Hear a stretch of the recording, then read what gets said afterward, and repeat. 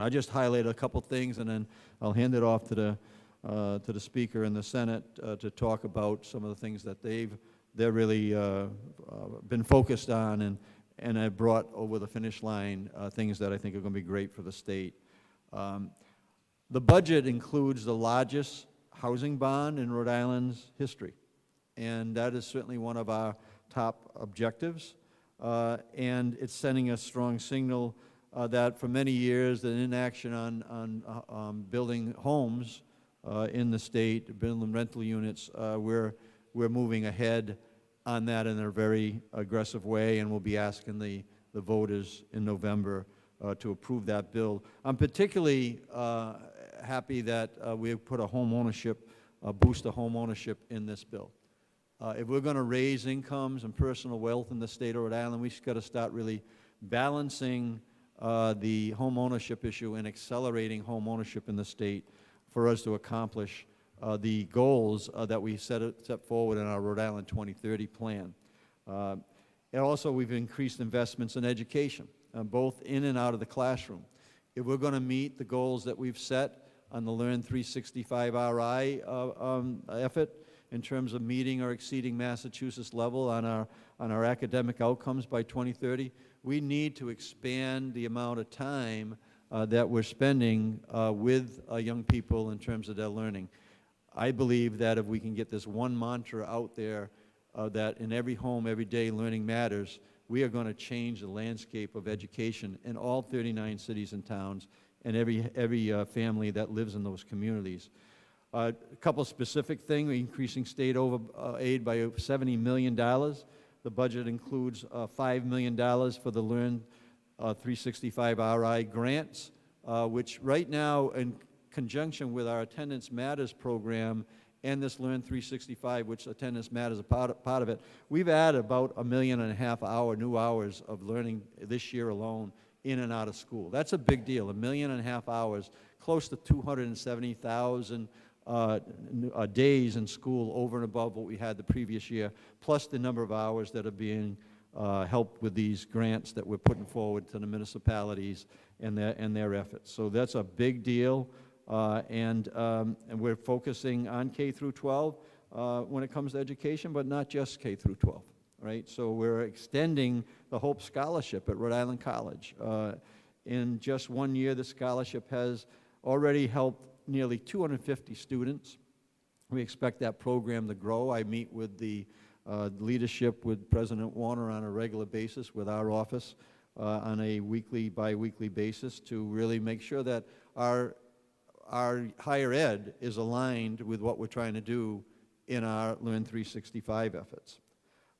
So we want to make sure that the students who graduate with a 4-year degree will have a higher earning potential, and we want to put more students on a path as we work towards raising incomes for Rhode Islanders.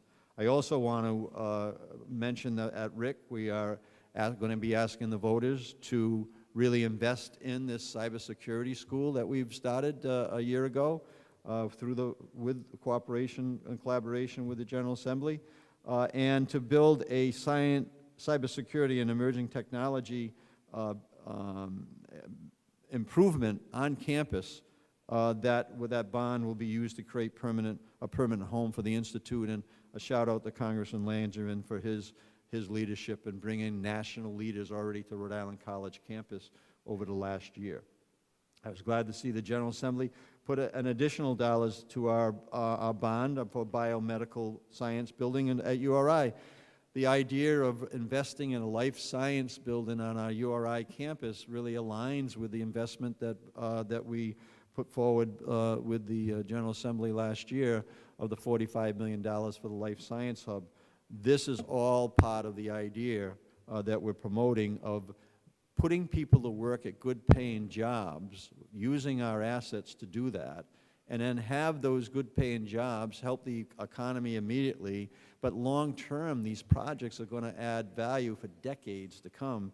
That is a good formula to make sure that we keep our economy going and we're investing in the right things. So again, I'm glad to see the General Assembly, agreed with me on that one and working together on that.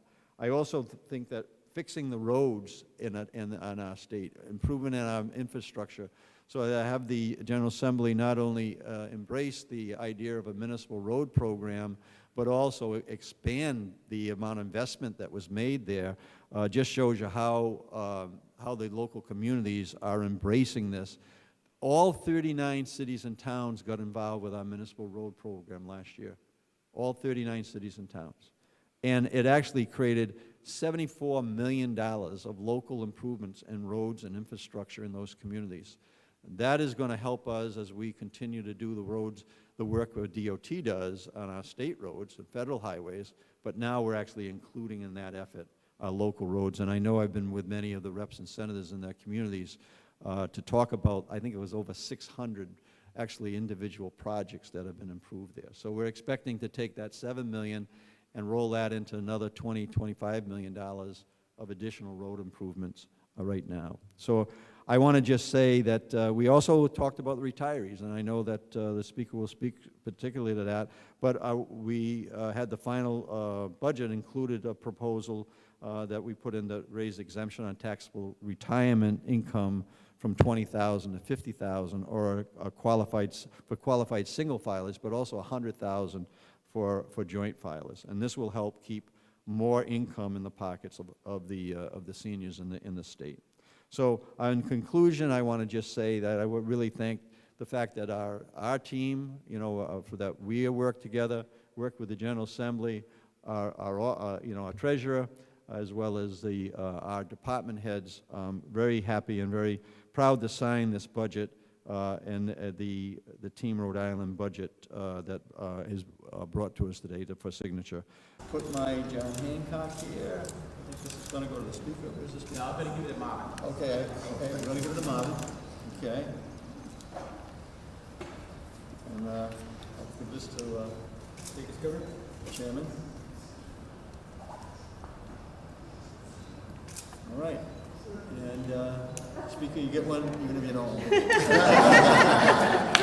you guys get to hold it up. That's the signing of the budget there.